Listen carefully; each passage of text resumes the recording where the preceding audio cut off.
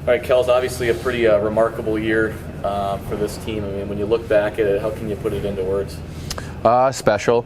I think after our season ended on Friday, I think a lot of the message was, there's a lot of things that we accomplished that are never going to be taken away from us. A lot of recognition of how tight this group was. So I think looking back, we got 2 trophies and room full of lifelong friends.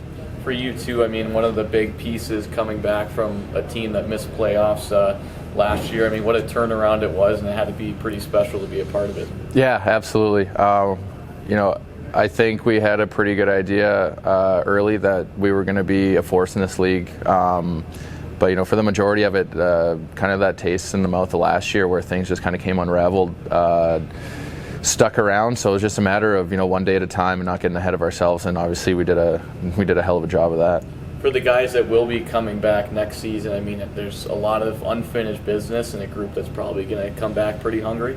Absolutely, yeah. That was another thing that we talked about was just how close we got, and that's something that that's a feeling that we'll chase for probably the rest of our lives, and whatever we end up doing is just that feeling of being so close and kind of getting it ripped out of your hands there. So so many positives to go along with this year, but definitely that taste of having the end goal in sight and not reaching it is definitely good motivation. What did you learn about your game throughout the season and some areas that you thought you improved versus last year? I think just consistency. I mean, it's easy to say now. Obviously, it had a bit of an offensive drop-off personally, which was fine. We had so much scoring in the room, but just trying to learn more about my game, I guess. And I think a lot of that was just trying to do the controllable things, just blocking shots, being physical, just providing a different kind of energy on the bench and stuff like that. So it's just when you have a room of so much talent and